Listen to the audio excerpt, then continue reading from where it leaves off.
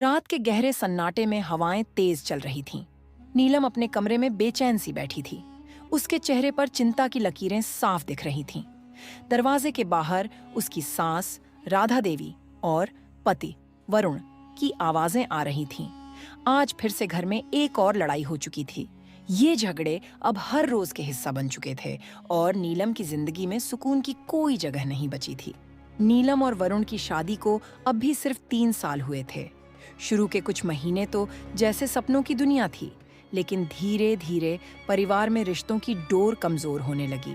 राधा देवी को नीलम के काम करने से समस्या थी।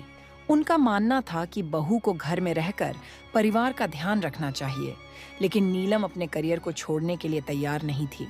दिन ब दिन सास और बहू के बीच खाई गहरी होती जा रही थी और वरुण इस खाई को भरने की कोशिश में खुद ही बुरी तरह फंसा हुआ था। उसे अपनी माँ और पत्नी के बीच चुनाव करना पड़ता था और ये चुनाव हमेशा दर्दनाक साबित होता। एक रात नीलम ने घर की अलमारी में कुछ पुरानी फाइलें ढूंढते हुए एक डायरी पाई। यह डायरी उसकी सास राधा देवी की थी। जिज्ञासा में उसने पन्ने पलटने शुरू किए।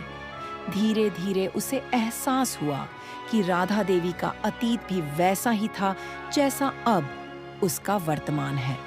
डायरी के हर पन्ने पर राधा देवी ने अपने संघर्ष और दुखों का वर्णन किया था। वह भी अपने ससुराल में वैसी ही तकलीफों से गुजरी थीं जैसी अब नीलम झेल रही थी। उसके पति यानी वरुण के पिता ने भी हमेशा अपनी मां का पक्ष लिया था और राधा देवी को कभी वो प्यार नहीं मिला जिसकी वो हकदार थी। राधा देवी ने अपने बेटे वरुण को इसी डर से बड़ा किया कि कहीं वो भी उसकी तरह न बन जाए, लेकिन अब वही इतिहास दोहराया जा रहा था। डायरी पढ़ने के बाद नीलम का दिल बहुत भारी हो गया। उसे समझ आया कि राधा देवी के दिल में गहरे घाव हैं, जिन्हें वक़्त ने कभी भरने का मौका नहीं दिया। नीलम को एक बात समझ में आई, उसकी सास का गुस्सा उसकी अपनी जिंदगी की कड़वाहट से जन्मा था। लेकिन इसका समाधान क्या था? क्या वो अपनी सास को माफ करके एक नए रिश्ते की शुरुआत कर सकती थी, या फिर ये दरार कभी नहीं भरने वाली थी?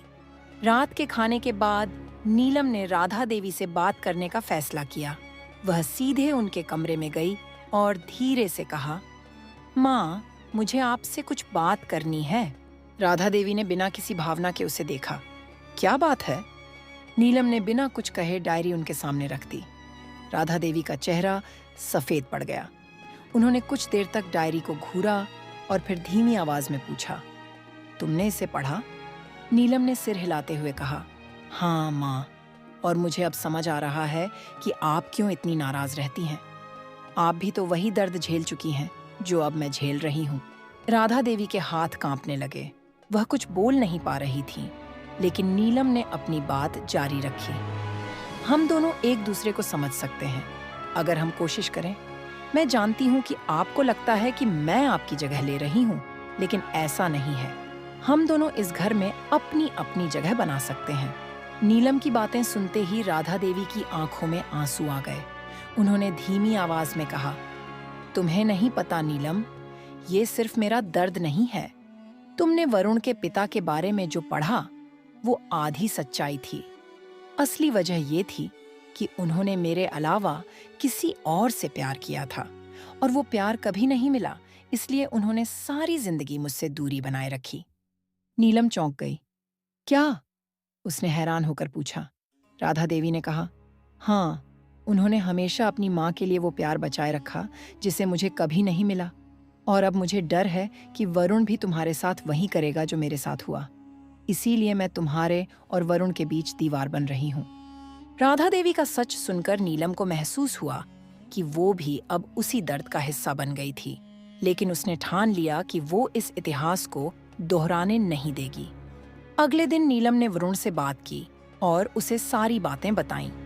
वरुण को जब ये सब पता चला तो उसने अपनी माँ से माफी मांगी और वादा किया कि वो अपनी पत्नी और माँ दोनों के साथ एक नया रिश्ता शुरू करेगा जिसमें सबको बराबर सम्मान मिलेगा। धीरे धीरे घर का माहौल बदलने लगा।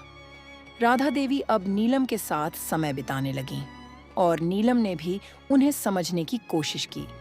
वरुण ने अपनी माँ और पत्नी के बीच संतुलन बनाना शुरू किया और घर में शांति लौट आई। लेकिन रिश्तों की इस जटिल कहानी ने ये सबको सिखा दिया कि सच्चाई और समझ से हर टूटते रिश्ते को फिर से जोड़ा जा सकता है। हर रिश्ते के पीछे एक कहानी होती है और जब तक हम उसे समझने की कोशिश नहीं करेंगे, रिश्तों की दरारें कभी नहीं भरेंगी।